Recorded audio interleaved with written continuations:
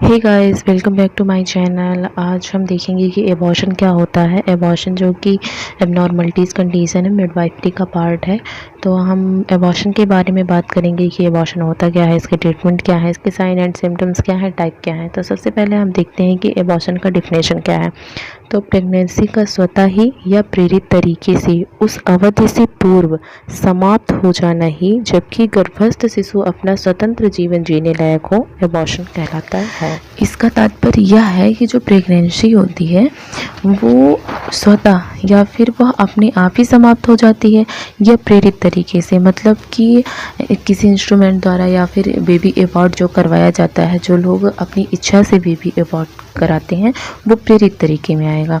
तो प्रेरित तरीके से जो अवधि होती है 32 वीक से लेकर 38 वीक में, अगर जब बेबी डिलीवर्ड होता है तो उसे नॉर्मल कंडीशन कहते हैं। तो अगर जैसे कि उसके पहले ही 32 वीक के पहले या फिर 20 वीक के पहले ही जब बेबी डिलीवर्ड हो जाता है, या फिर उस बेबी उसको डिलीवर्ड नहीं कहेंगे, उसको एबॉर्ट कहेंगे, बेबी एबॉर्ट हो जाता है तो उसे ही एबॉर्शन कहते हैं। अब देखते हैं ये कब होता है। गर्भस्थ शिशु प्रेगनेंसी के लगभग 28वें सप्ताह के दौरान स्वतंत्र रूप से जीने लायक हो जाता है।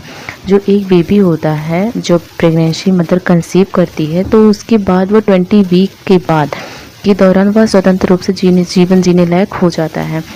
नवजात की देखभाल के संबंध में हुई प्रगति के कारण गर्भस्थ शिशु 28 वीक से पूर्व अवस्था के दौरान जन्म लेने के बाद भी सर्वाइव कर सकता है। अब इतनी टेक्निक आ गई है, पहले ऐसा नहीं था कि 20 वीक में अगर बेबी डिलीवरेड हो जाता था तो वो सर्वाइव कर सके, लेकिन अब टेक्निक की वजह से वो अगर उसका अच्छे से केयर किया जाए या फिर अच्छे से सब कुछ हो तो वो जीवित रह सकता है। कई विकसित देशों में 20 वीक से पूर्व गर्भावस्था स्वतः या प्रेरित तरीके से समाप्त हो जाने को ही एबॉर्शन के रूप में परिभाषित किया जाता है। अकॉर्डिंग टू WHO, स्वतंत्र रूप से जीवित रहने में असमर्थ एम्ब्रियो अथवा फीटस जिसका वजन 500 ग्राम या इससे कम हो, मां के गर्भाशय से स्वतः या प्रेरित तरीके से बाहर निकल जाना ही यूट्रस एबॉर्शन कहलाता है। लगभग 20-22 वीक की प्रेगनेंसी के दौरान गर्भस्थ शिशु का वेट जो होता है वो 500 ग्राम हो जाता है। अतः 20 से 22 वीक की प्रेगनेंसी से पूर्व एम्ब्रियो जो होता है वो फीटस से स्वतः या प्रेरित तरीके से जब बाहर निकल जाता है तो इसे ही एबॉर्शन कहते हैं। अब अगर हम बात करें कि एबॉर्शन किस टाइप से होता है, तो एबॉर्शन जो होता है वो स्वतः भी हो सकता है अथवा किसी उद्देश्य की प्राप्ति हुई तो उसे प्रेरित भी किया जा सकता है। जो स्वतः होता है वो उसमें तो आ गया कि अगर बिना कोई जानबूझ के, मतलब कि वैसे ही वेजाइना के थ्रू बाहर आ जाना, और प्रेरित तरीके से जैसे कि कोई डिजीज़ हो गई या फिर कोई डिजीज़ कंडीशन आ गई, क्रोमोसोमल इफेक्ट आ गया, या फिर किसी भी कॉजेज़ की वजह से, या फिर अनचाही गर्भावस्था हो गई, इन सब की वजह से अगर हो जाता है, बेबी कंसीव हो जाता है, तो उसके लिए जो एबॉर्ट किया जाता है बेबी को, उसे ही प्रेरित तरीके से कहा जाता है। जो स्वतः ही हो जाता है उसे हम स्पॉन्टेनियस या मिसकैरेज भी कहते हैं। और इंड्यूस्ड जो एबॉर्शन होता है ये हमेशा स्थानीय कानून के अनुसार तथा सुरक्षित विधियों से ही किया जाना चाहिए, क्योंकि असुरक्षित एबॉर्शन के कारण विश्व में प्रतिवर्ष लगभग 70,000 महिलाओं की मृत्यु हो जाती है। अब सुरक्षित की बात करें कि सुरक्षित होता कैसे है, तो सुरक्षित वो होता है कि आप घर पे या दाई वाई से करवाने की कोशिश ना करें, कि जो होता है ये नर्स से, एक प्रशिक्षित नर्स से ही करवाना चाहिए। अगर हम बात करें कि इंसिडेंस क्या है, तो विश्व में प्रति वर्ष लगभग 44 मिलियन एबॉर्शन होता है। कितने? 44 मिलियन एबॉर्शन होता है प्रति वर्ष। लेकिन अभी कुछ सुधार आया है फैमिली प्लानिंग, और जब से ये गर्भ निरोधन की पिल्स या फिर कह सकते हैं कि कॉपर्टी वगैरह जब से आए हैं यहाँ, तब से इसमें कुछ बदलाव आए हैं, तब से कुछ ये कह सकते हैं कि तब से कुछ कंट्रोल हुआ है। कुल एबॉर्शन के लगभग 3/4 जो होते हैं 16 वीक की गर्भावस्था से पूर्व, जबकि 55% जो होते हैं वो 8 वीक की गर्भावस्था में से पूर्व हो जाते हैं। अगर हम बात करें कि अब एबॉर्शन के कॉजेज़ क्या हैं, तो इसके जो होते हैं 5 कॉजेज़ होते हैं। एक क्रोमोसोमल होता है, एक एनाटॉमिकल एबनॉर्मलिटीज़ होता है, एंडोक्राइनियल फैक्टर होता है, infection, auto immuno allo immuno disease होती है, अदर कॉजेज़ होता है।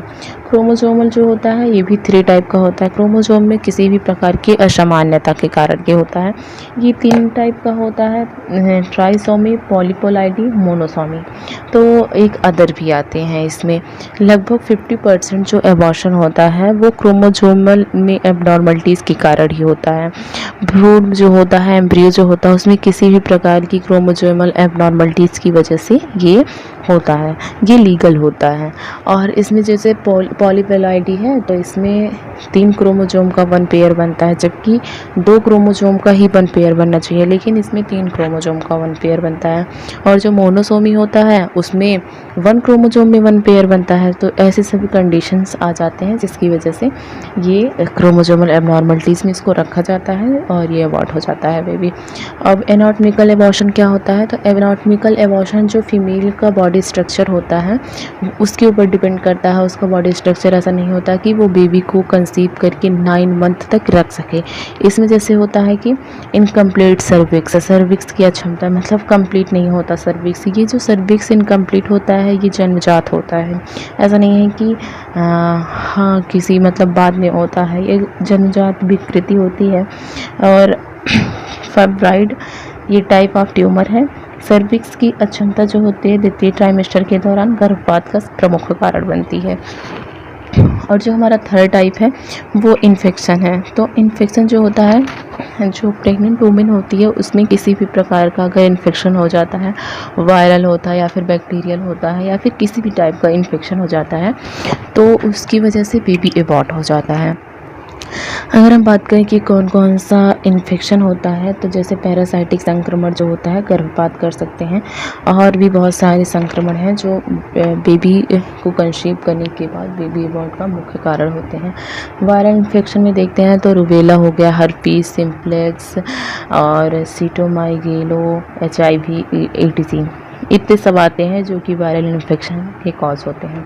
बैक्टीरिया इन्फेक्शन में ब्रुसेला और क्लेमाइडिया, स्टाइरोचेरेची ये सब जो होते हैं ये बैक्टीरियल इन्फेक्शन में आते हैं। और पैरासाइटिक जो होते हैं इन्फेक्शन उसमें टोक्सोप्लाज्मा या फिर मलेरिया, इन सब के कॉरेड की वजह से बेबी एबॉर्ट हो जाता है। और एंडोक्रेनियल फैक्टर की बात करें, हमारा जो फोर्थ टाइप है वो एंडोक्रेनियल फैक्टर है। तो उसमें क्या होता है, ल्यूटियल फेज डिफेक्ट, हाइपोथायरॉयडिज्म, मतलब जो थायराइड ग्रंथि होती है उसका, जैसे थायराइड लोगों को नहीं बढ़ जाता तो वो कंडीशन आ जाती है। और इसमें जो होता है सेकंड क्या है, इसका कॉजेज कार्पस ल्यूटियम द्वारा प्रोजेस्टेरॉन का क्रमशः होना, जिससे कि डायबिटीज़ हो जाती है। ये सब कंडीशंस आ जाते हैं जिसकी वजह से बेबी एबॉर्ट हो जाता है। और हमारा जो फिफ्थ टाइप है वो ऑटो इम्यून तथा ऑलियोइम्यून बीमारी की उपस्थिति। इसमें क्या होता है, ऑटो इम्यून में जो मदर होती है, मदर की बॉडी होती है, उसी की बॉडी के अगेंस्ट एक एंटीबॉडीज़ उत्पन्न हो जाती है, एंटीबॉडीज़ का निर्माण होता है। तो आप खुद ही सोच सकते हैं अगर एंटीबॉडीज़ का निर्माण होगा तो जो एंटीबॉडी होगी वो उस बॉडी को समझेगी कि ये दूसरी कोई बॉडी है, तो उसकी क्षति वो करने लगेगी, उसको हानि पहुंचाने लगेगी, जिसकी वजह से बेबी एबॉर्ट हो जाता है। मैटरनल डिजीज़ की बात करें तो इसमें मैटरनल डिजीज़ क्या आती है, तो डायबिटीज़ मेलाइटिस हो जाता है, हार्ट डिजीज़ या फिर कोई क्रोनिक नेफ्राइटिस। हार्ट डायबिटीज़ तो जान ही रहे हैं, हार्ट डिजीज़, हार्ट से कोई रिलेटेड बीमारी, कार्डियक अरेस्ट हो गया, और या फिर कोई और हार्ट से रिलेटेड जितनी भी बीमारियां आएंगी वो इसके अंदर आएंगी। क्रोनिक नेफ्राइटिस मतलब जो बहुत लंबे समय से बीमारी चल रही हो। और माल न्यूट्रिशन एंड एनीमिया मतलब माल न्यूट्रिशन जो कुपोषण से पीड़ित महिला हो और एनीमिया हो। और अदर कॉजेज़ में हम बात करें तो जो फीमेल है वो अगर स्मोकिंग कर रही है तो बेबी एबॉर्ट होने का सबसे ज़्यादा चांसेस रहता है। फीमेल अल्कोहल का सेवन कर रही है या फिर उसकी जो एज लिमिट है वो बहुत ज़्यादा है, तभी कहते हैं कि 25 के बाद जो होता है बेबी को कंसीव कर लेना चाहिए, बेबी कंसीव कर लेना चाहिए, जिससे कि बेबी एबॉर्ट होने के चांसेस कम रहते हैं। मदर का जो बॉडी रहता है वो भी अच्छा रहता है 25-28 की एज में। लेकिन अगर आप 38 की एज में या फिर 14 की एज में करते हैं तो वो जो आपकी बॉडी रहती है उतनी अच्छी नहीं रहती है, तो जिस वजह से सर्वाइव नहीं कर सकता। 9 मंथ तक रखना बेबी को यूट्रस में अच्छा संभव नहीं रह पाता, जिससे बेबी एबॉर्ट हो जाता है। तो इसलिए इसका ही मुख्य कारण है कि फीमेल की जो एज है ज़्यादा होती है। हाँ, ये मानी बात नहीं है कि ऐसा होगा ही, बट ज़्यादा चांसेस में ऐसा देखा जाता है। जो प्रेगनेंसी के दौरान एक्सरे का सामना करना है, तो एक्सरे जो रेज उसकी रेज निकलती है, अगर ऐसी कोई बीमारी हो, आपको बार बार एक्सरे करवाना पड़ रहा है प्रेगनेंसी के दौरान, तो ये भी बहुत बड़ा चांसेस होता है कि बेबी एबॉर्ट होने का, क्योंकि जो रेज होती है एक्सरे की वो बहुत ज़्यादा डेंजरस होती है। अगर प्रेगनेंसी क्या अगर नॉर्मली भी वैसे भी इंसान जाता है तो उसके लंग्स पे इफेक्ट डालती है, जिससे लंग्स कैंसर या फिर और कोई बीमारियाँ होने के चांसेस रहते हैं। तो अगर प्रेगनेंसी रहती है तो उस पर ज़्यादा इफेक्ट करता है, जिससे बेबी एबॉर्ट होने के चांसेस ज़्यादा रहते हैं। महिला द्वारा एंटीप्लास्टिक दवाइयों का उपयोग करना, anaesthetic gases, lead, arsenic, formaldehyde आदि का यूज अगर करती है फीमेल, तो भी बेबी एबॉर्ट होने के चांसेस ज़्यादा रहते हैं। अब इसमें इन्वेस्टिगेशन क्या करेंगे, तो इन्वेस्टिगेशन में हम ब्लड शुगर लेवल चेक करवाएंगे, कंप्लीट ब्लड टेस्ट करवाएंगे, किडनी फंक्शन टेस्ट करवाएंगे, लीवर फंक्शन टेस्ट करवाएंगे, कंप्लीट यूरिन एग्जामिनेशन करवाएंगे, मेल और फीमेल दोनों का क्रोमोसोम जो है टेस्ट करवाएंगे, क्योंकि इसकी वजह से बहुत ज़्यादा चांसेस होते हैं कि बेबी एबॉर्ट होने के क्रोमोसोम की वजह से। टॉर्च एग्जामिनेशन करवाएंगे, टाइफाइड फाइब्रेशन टेस्ट करवाएंगे और अल्ट्रासोनोग्राफी करवाएंगे। ये सब जो हैं ये सब हम इन्वेस्टिगेशन करवाएंगे। तो ठीक है, और आपको ये वीडियो कैसा लगा, अच्छा लगा तो लाइक करें, चैनल पे नए हैं तो चैनल को सब्सक्राइब करें। अब हम नेक्स्ट वीडियो में देखेंगे कि इसके टाइप्स क्या होते हैं, वो हमारा नेक्स्ट वीडियो में रहेगा। और आज हमने क्या क्या पढ़ा, हमने ये पढ़ा कि एबॉर्शन होता क्या है। एबॉर्शन होता है स्वतः या प्रेरित तरीके से 20 वीक के पहले ही जब बेबी एबॉर्ट हो जाता है, बेबी का वेजाइना के थ्रू ही बाहर निकल जाना ही एबॉर्शन कहलाता है। फिर उसके बाद हमने देखा कि एबॉर्शन के क्या होते हैं, कि क्या कारण हो, इंसिडेंस कितना है।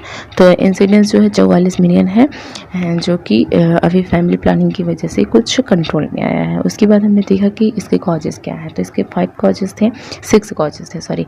एक क्रोमोसोम था, एक एनाटॉमिकल एबनॉर्मलिटीज़ थी, एंडोक्रेनियल था, इन्फेक्शन था और अदर कॉजेज़ थे। क्रोमोसोम में कितने थे, 4 थे, ट्राइसोमी, पॉलीप्लोइडी, मोनोसोमी, ये सब थे। एनाटॉमिकल क्या था, उसका जो बनावट होता है मदर का वो सही नहीं होता है, इन्फेक्शन में किसी वायरल इन्फेक्शन या फिर बैक्टीरिया इन सब के इन्फेक्शन की वजह से हो जाता है। एंडोक्रेनियल में क्या होता है कि थायराइड की ग्रंथि या फिर डायबिटीज़ हो जाता है, ल्यूटियल फेज हाइपोथायराइडिज्म हो जाता है। और ऑटोइम्यून में देखा हमने कि उसमें जो होता है एंटीबॉडीज़ मदर के विरुद्ध ही खड़ी हो जाती है। अदर कॉजेज़ में स्मोकिंग करना, अल्कोहल का सेवन करना, एक्सरे का सामना करना, उम्र अधिक होना, ये सब। इन्वेस्टिगेशन में क्या देखा, blood sugar level, complete urine examination, torch और typhoid, complete blood test, male female chromosome, ultrasonography, ये सब हमने आज देखा। ओके, थैंक यू, मिलते हैं नेक्स्ट वीडियो में।